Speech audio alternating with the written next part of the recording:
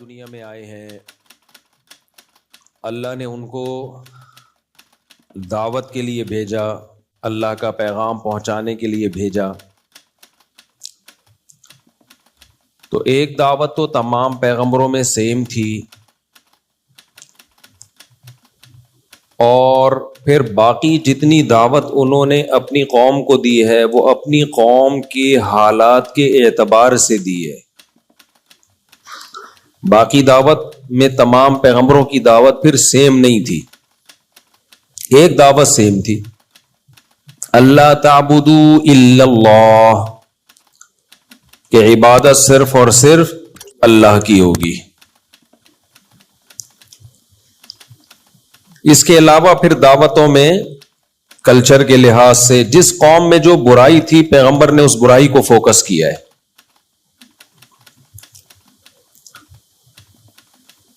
اللہ تعبدوا الا اللہ، کہ عبادت صرف اور صرف اللہ کی ہوگی. یہ دعوت تو تمام پیغمبروں میں مشترک، یہ کامن مسئلہ ہے. شرک یہ تمام قوموں میں مشترک رہا ہے، ہمیشہ ہر قوم نے شرک کیا ہے اکثریت کے اعتبار سے. پہلے وہ پیغمبر جنہوں نے توحید کی دعوت دی وہ نوح علیہ الصلوۃ والسلام تھے، اس سے پہلے شرک نہیں تھا ان سے پہلے. تو ان کی قوم سے پہلے شرک نہیں، تو شرک تو اس امت میں بھی پھیل چکا ہے، اور شرک اللہ کی نظر میں کسی صورت میں بھی قابل معافی نہیں ہے. اچھا، شرک سے مجھے یاد آیا کہ ہمارے خلاف کچھ لوگ کہتے ہیں کہ یہ بھی تو قبر پہ گئے، یہ بھی تو کسی کے مزار پہ گئے، دوسروں کو کہتے ہیں کہ مزاروں پہ جانا حرام، اور خود امام بخاری کی قبر پہ گئے ہوئے ہیں، خود امام ترمذی کی قبر پہ گئے ہوئے ہیں، خود نبی کی قبر کی زیارت کے لیے جاتے ہیں.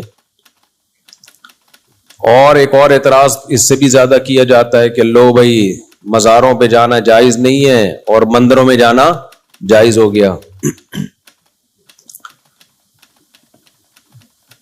تو مندروں میں جانا یا قبر پہ جانا، مندر میں عبادت کے لیے جانا ناجائز ہے بھائی، کچھ دیکھنے کے لیے جا رہا ہے کہ کیا ہو رہا ہے وہاں پہ، اور مقصد اس سے کوئی عبادت نہیں ہے، ان کو اپریشیٹ کرنا مقصد نہیں ہے، کوئی خاص حکمت پیش نظر ہے، تو پھر پوری زمین اللہ نے اہل اسلام کے لیے پیدا کی ہے بھائی، کہیں بھی جانے پر پابندی نہیں ہے.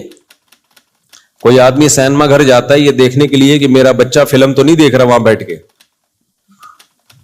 آپ نے اس کو پکڑ لیا، لو بھائی دوسروں کو کہتے ہو سینما گھر جانا حرام ہے اور خود کہاں گئے ہوئے تھے سینما گھر، تو وہ کہے گا کہ بھائی میں فلم دیکھنے کے لیے گیا تھا تو حرام ہے، میں تو دیکھنے گیا تھا، میرا بچہ تو نہیں بیٹھا ہوا کہیں اندر فلم دیکھنے کے لیے. پھر آپ جواب میں کہیں لو بھائی بیان میں تو آپ نے نہیں کہا تھا کہ فلم دیکھنے کے لیے جانا حرام ہے، بیان میں تو آپ نے یہی کہا تھا کہ سینما گھر جانا حرام ہے. تو ارے بھائی بیان عقل مندوں کے سامنے ہو رہا تھا، ان کو پتا تھا کہ جب کہا جاتا ہے کہ سینما گھر جانا حرام ہے تو مطلب یہی ہوتا ہے کہ فلم دیکھنے کے لیے جانا حرام ہے. کوئی سموسے بیچنے کے لیے جا رہا ہو تو بھی منع تو کیا جائے گا کہیں اور جا کے بیچ لے، لیکن سموسے تو کہیں بھی بیچ سکتا ہے نا وہ. نبی صلی اللہ علیہ وسلم نے فرمایا کہ قرب قیامت میں ایک لشکر حملہ کرے گا بیت اللہ پر، حملے کے لیے آئے گا، کرے گا نہیں، حملے کے لیے آئے گا. حتی اذا کانوا ببیداء یخسف باولہم وآخرہم، جب وہ پڑاؤ ڈالے گا نا بیدا کے مقام پر تو اللہ پورے کے پورے لشکر کو زمین میں دھسا دے گا. تو سیدہ عائشہ رضی اللہ تعالی عنہا نے پوچھا کہ یا رسول اللہ اس لشکر میں تو ایسے لوگ بھی ہوں گے نا، وفیہم اسواقہم ومن لیس منہم، کہ وہ سارے تو حملہ کرنے کے لیے نہیں آئے ہوں گے جن کو اللہ نے دھسا دیا، کچھ لوگ مجمع دیکھ کے ٹھیلا لگانے بھی آ جاتے ہیں. جہاں مجمع ہوتا ہے گول گپے، گولے گنڈے، کرارے پاپڑے، جوس، بوتلیں، آوازیں آتی ہیں نا اسٹیشن سے. جب آپ اسٹیشن پہ گاڑی روکتی ہے تو کیا کیا آوازیں آ رہی ہوتی ہیں؟ ابھی میں کیا آوازیں، کبھی اکیلے میں آؤ گے تو پوری ایک نقل اتار کے بتاؤں گا، ہم نے تو بہت سفر کیا نا ٹرینوں میں. کرارے پاپڑے بولنے میں بڑا مزہ آتا تھا، کرارے پاپڑے. خیر، تو جب گاڑی اسٹیشن پہ رکتی ہے، بھیسیوں قسم کے لوگ ٹرین میں چڑھتے ہیں، ان کا مقصد گاڑی میں سفر کرنا نہیں ہوتا. خیر، تو نبی صلی اللہ علیہ وسلم نے فرمایا کہ جب وہ لشکر دھسایا جائے گا تو A to Z سب دھس جائیں گے زمین میں. تو سیدہ عائشہ نے عرض کیا یا رسول اللہ، یعنی حضرت عائشہ کا مقصد یہ تھا کہ جب اتنا بڑا مجمع کہیں آ کے ٹھہرتا ہے تو لوگ چیزیں بیچنے کے لیے بھی آ جاتے ہیں اور ویسے ہی دیکھنے کے لیے بھی آ جاتے ہیں کیا ہو رہا ہے یہاں پہ. تو ان کی نیت تو نہیں تھی مکہ پہ حملہ کرنے کی، یہ تو کاروبار کے لیے آ گئے. تو آپ نے فرمایا یخسف باولہم وآخرہم ثم یبعثون علی نیاتہم. زمینی عذاب تو سب کو آئے گا، زمینی عذاب یہ نہیں دیکھتا کہ نیک کون ہے برا کون ہے، اس کی نیت کیا تھی. جب زلزلے آتے ہیں سب کو لپیٹتا ہے زلزلہ. فرمایا ہاں آخرت میں اللہ چھانٹی کر دے گا، نیت پر حساب و کتاب ہوگا، کون کس نیت سے آیا تھا، کون کس سلسلے میں آیا تھا. جو آیا تھا مکہ پہ حملہ کرنے کے سلسلے میں وہ جہنم میں، اور جو ویسے ہی آئے تھے کسی کام سے آئے تھے ان کو اللہ عذاب نہیں دے گا. تو اس سے پتہ چلتا ہے بھائی جو بھی کہیں جاتا ہے اس سے پوچھا جائے گا. کوئی شراب خانے میں مولوی صاحب بیٹھے ہوئے ہیں، آپ نے ویڈیو وائرل کر دی، لو ہمیں شراب خانے جانے سے منع کرتے ہیں، خود کہاں بیٹھے ہوئے ہیں شراب خانے میں. تو ان مولانا صاحب سے پوچھا جائے گا کس سلسلے میں گئے ہو. اگر وہ کہیں میں شرابیوں کو تبلیغ کے لیے گیا ہوں، پھر تو جانا واجب ہے بھائی. کیا خیال ہے؟ تو کہیں تبلیغ تو مسجد میں ہوتی ہے. بھائی مسجد میں تو کسی حد تک نیک لوگ آتے ہیں، اصل تو ہوتی کہاں ہے؟ شراب خانوں میں تو ہوتی ہے اصل. تو آپ کہہ سکتے ہیں پھر تبلیغ والے شراب خانوں میں جاتے کیوں نہیں؟ وہ آنے نہیں دیتے ورنہ وہ چلے جائیں. تبلیغ والوں کو تو چاہیے موقع، بھائی ہمیں کہیں بھیجو. تو شراب خانوں میں بھی جا سکتے ہیں، کہیں بھی جا سکتے ہیں. ایک تو اس لیے بھی نہیں جاتے کہ سب نے پی وی ہوتی ہے، ان کو پتہ کیا چلے گا بول کیا رہے سامنے والا. خیر، تو مکس گیدرنگ میں کوئی چلا گیا، مکس گیدرنگ میں جانا جائز نہیں ہے. کہتے ہیں نا جہاں مرد اور عورتوں کا اختلاط ہو، بلا وجہ کا اختلاط ہو، کوئی ضرورت ہو تو ایک الگ بات ہے. بلا وجہ کا اختلاط جیسے شادی بیاہوں میں ہوتا ہے، پارٹیشن آپ کر سکتے ہو، کیوں نہیں کر رہے بھائی پارٹیشن آپ؟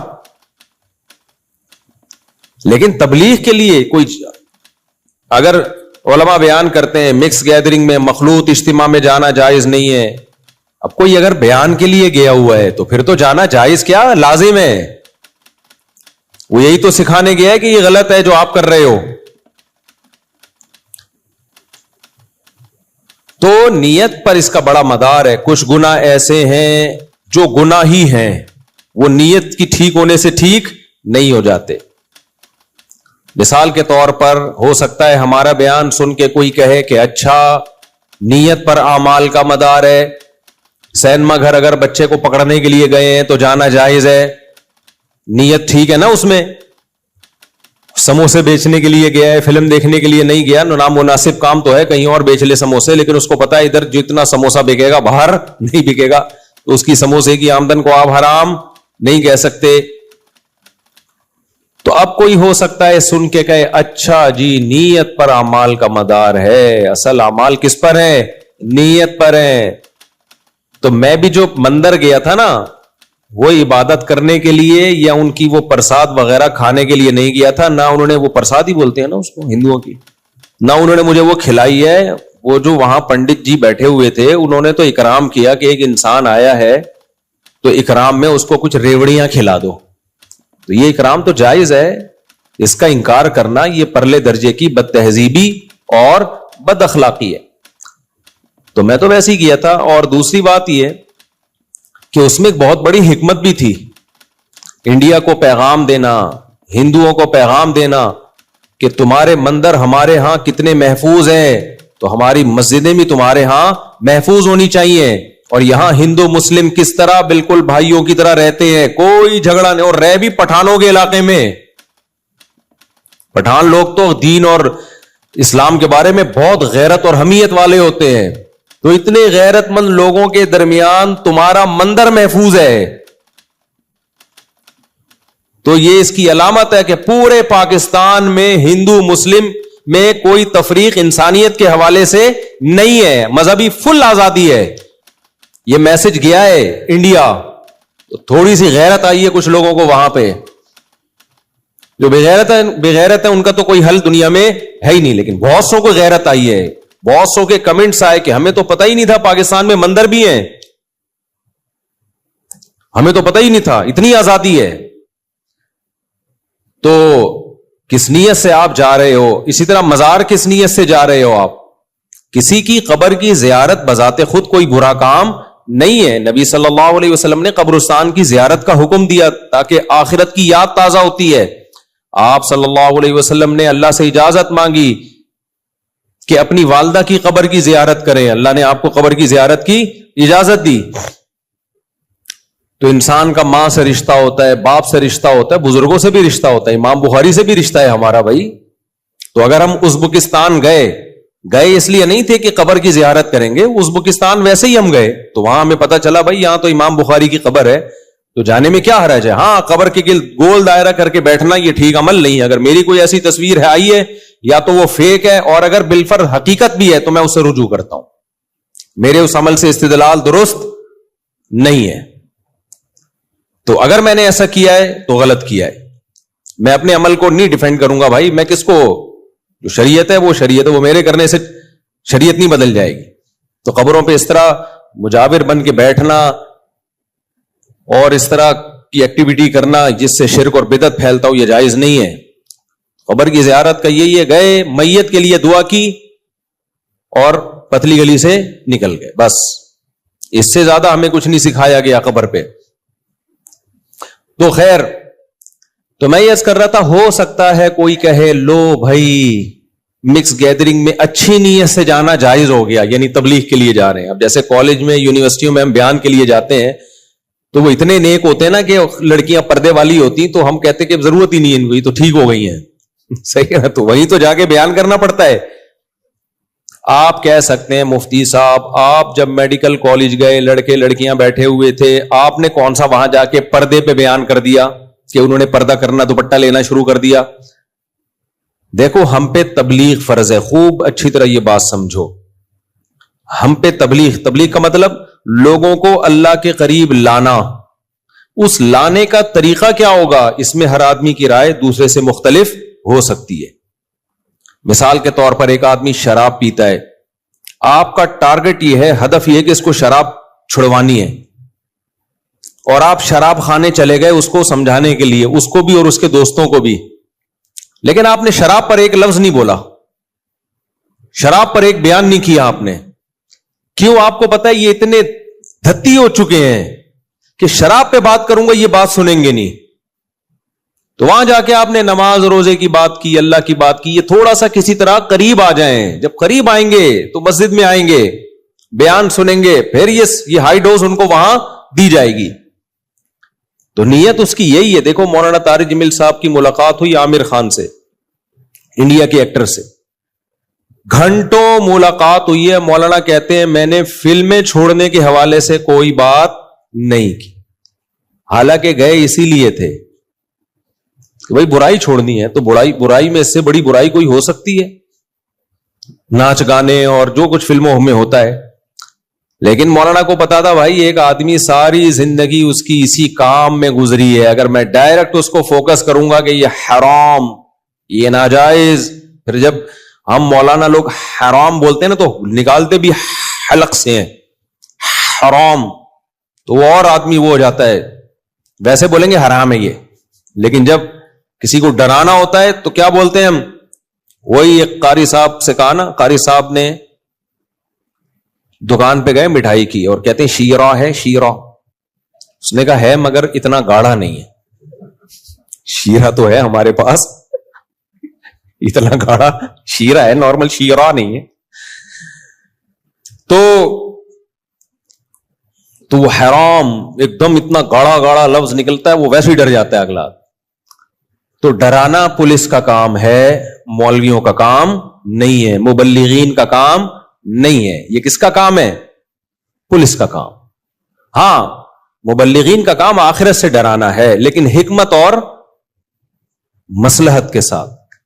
کیا حکمت کہ نبی صلی اللہ علیہ وسلم نے جب دعوت کے لیے کسی کو بھیجا ایک صحابی رسول کو, کیا فرمایا؟ بشروا ولا تعسروا, لوگوں کو خوشخبریاں سنانا, تنگی میں مت ڈالنا. ایک دم جا کے نہیں یہ بتا دینا یہ کرنا حرام, یہ کر کے جہنم, یہ کر کے جہنم, وہ ڈر جائیں گے بھائی. آرام آرام, دین پہ سودے بازی نہیں کرنی ہے, اتنا نرم نہیں بن جانا کہ حرام کو حلال کر دینا ہے. بعض مبلغ یہ بھی کر رہے ہوتے ہیں, یہ ناجائز ہے. یہ نہیں ہے کہ حلال اور حرام میں جو اللہ نے ایک لمٹ رکھی ہے وہ لمٹ آپ کراس کر دیں. نا نا نا نا, کسی کو دین پہ لانے کے لیے, دل شکنی سے بچانے کے لیے اپنی دین شکنی جائز نہیں ہے. دین شکنی کا مطلب دین توڑ دینا, یہ جائز نہیں.